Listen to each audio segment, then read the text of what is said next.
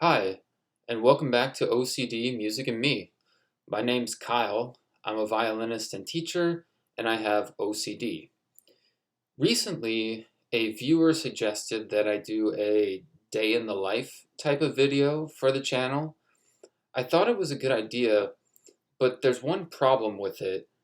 I have a similar compulsion thing with my phone as I do with my glasses. So right now, it'd probably be too hard for me to do something like that. But it reminded me that I can do one better. I've heard a couple of experts do an exercise with people to help them experience what it's like to be OCD. And I thought we could do that today because so many people think it's just something like wiping a shopping cart down at the grocery store. And it's not. It's just not. Believe me, I wish that's all it was. And on top of that, the contamination stuff is only one of many different kinds of OCD. So OCD has a cycle. You have an intrusive thought called an obsession, which makes you uncomfortable or anxious. Uh, you don't necessarily have control over this thought popping into your head. It's just there. Then you do something to relieve your anxiety brought on by the obsession, which is a compulsion. But the compulsions make the obsession worse, which makes you want to do more compulsions, hence the cycle. So with that said, let's go ahead and do this exercise. So I want you to go get a piece of paper and a pen and actually go do that. Or I guess you could type this into the Notes app on your phone, but whatever you choose, I want you to write down a statement. And if you need to pause the video, go ahead and do that. I'll be here when you get back. Okay, now that you have something to write with, I want you to write this. I want, then write down the name of someone you love.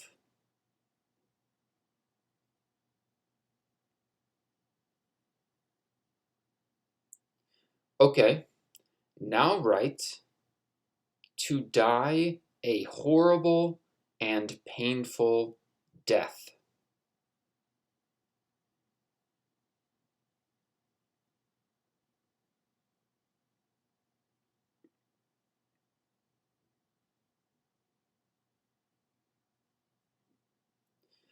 Now, I'm sure there are some people that wrote it down and some people that did not.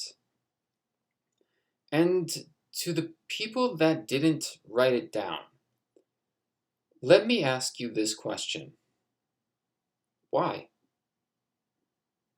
You might say, well, that's a horrible thought.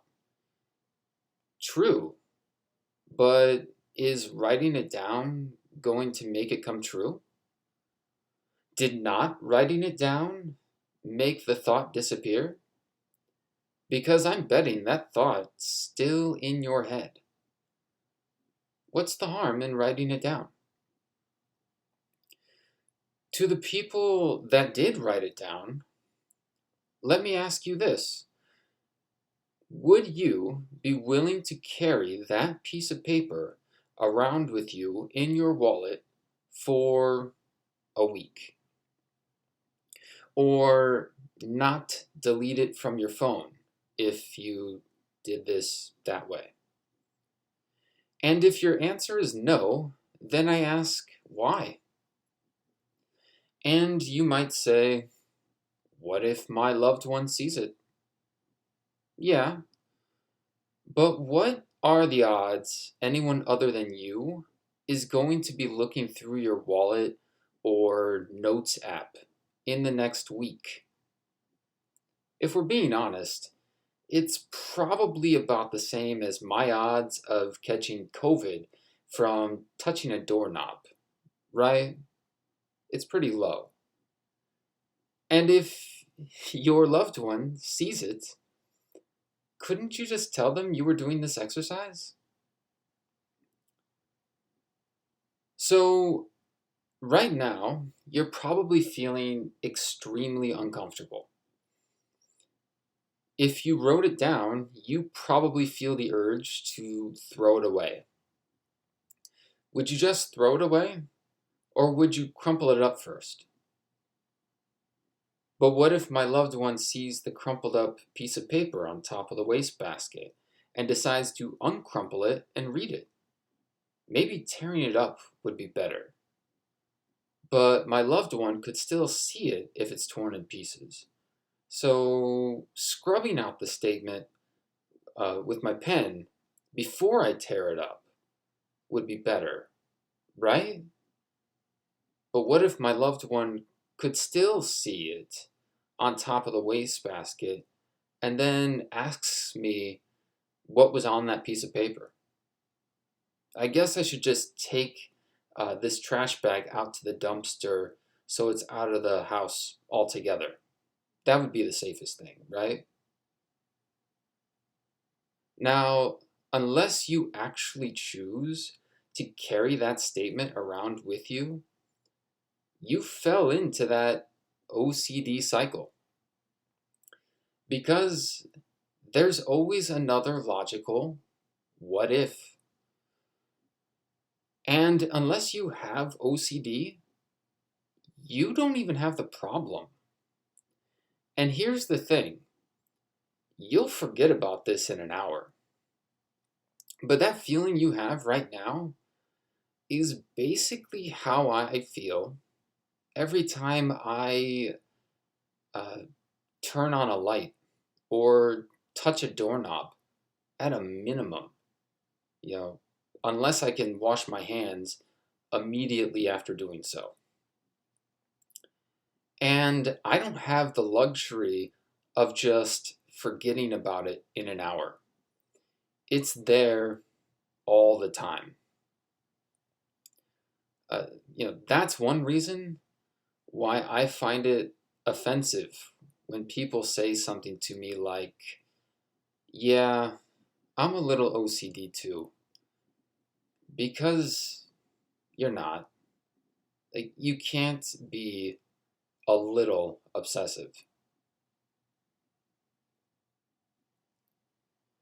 So, this video doesn't have a recording at the end like the others, but that doesn't mean I didn't record something. I recorded two duets by the Italian composer Luciano Berio. Berio was a 20th century composer who was part of a group of composers referred to as the Darmstadt School. Basically, they were a group of composers that wrote in an avant-garde style. These particular duets are very accessible, though. Berio wrote 34 duets for two violins.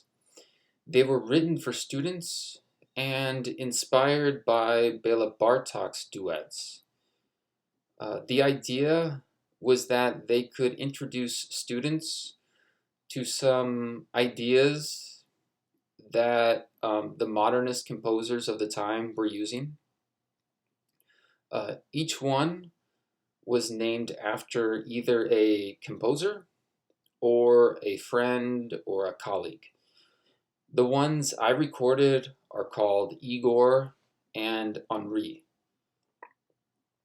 I didn't include them in this video because they're not public domain, but I'll include a link to a playlist I started, which includes all the recordings I've made for the channel, and I update that playlist every week.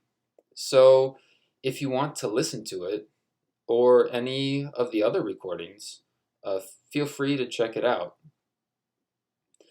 Oh, one last thing.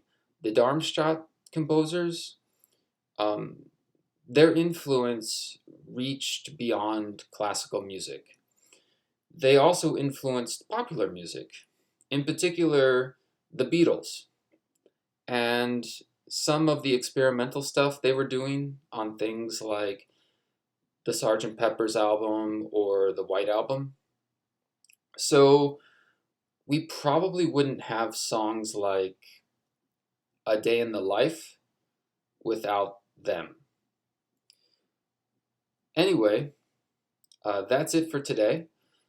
Feel free to like and share the video and subscribe to the channel. And feel free to write any comments, questions, or ideas you have in the comments section below. And who knows, maybe your idea leads to the next video.